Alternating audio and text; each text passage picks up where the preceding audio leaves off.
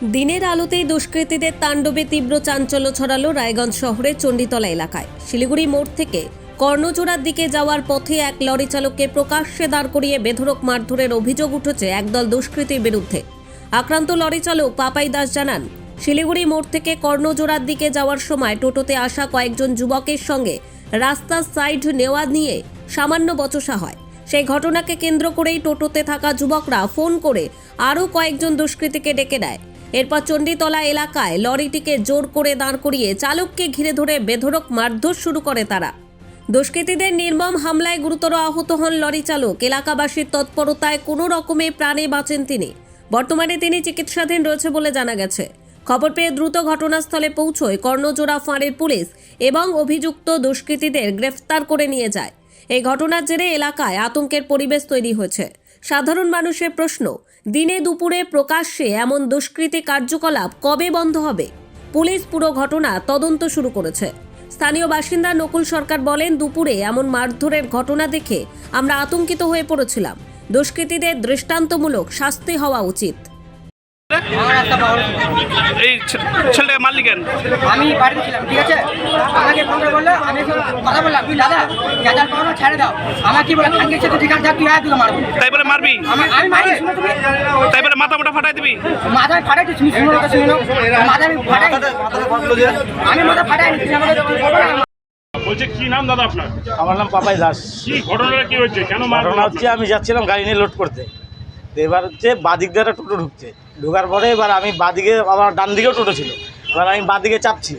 এবার চাপার পরে ওদেরকে সাইড দিয়ে দিচ্ছি, ওরা বাড়ায় চলে আসে, ভাই গালাগালি করছে। আমি বললাম কি, ভাই গালাগালি কেন করলি? এইবার এখানে দাঁড়া করায় নিয়ে আমাদেরকে আটকায়, তারপরে হচ্ছে ছেলেপেলে ডাক দিয়ে আমাকে মারলো। কতজন ছিল ওরা? ওরা মোটামুটি 10-15 জন ছিল। কোথায় বাড়িটা? না, কিছু জানি না, আমি চিনি না ওদেরকে। পুলিশকে ফোন করেছে? এখানে তো পাবলিক পরে আটকাইলো, পুলিশ আসলো, পুলিশ এসে ওদেরকে নিয়ে গেল। কি চাচ্ছ তুমি? শাস্তি হোক ওদের। আমাকে যেখানে মারছে বিনা দোষে, আমি তো গাড়ি চালাই এটা। তোমার কি ট্রাক? হ্যাঁ।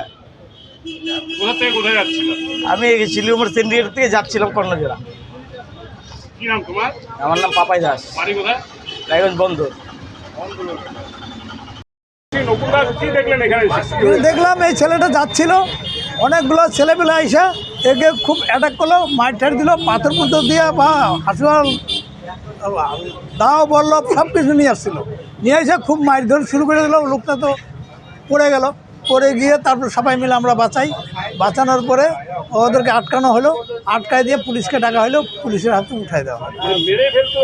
এইরকম মেরে ফেলানোর পরিস্থিতি নিয়ে দিনে দুপুরে এমন একটা ঘটনা, হ্যাঁ, দিনে দুপুরে এরকম একটা ঘটনা।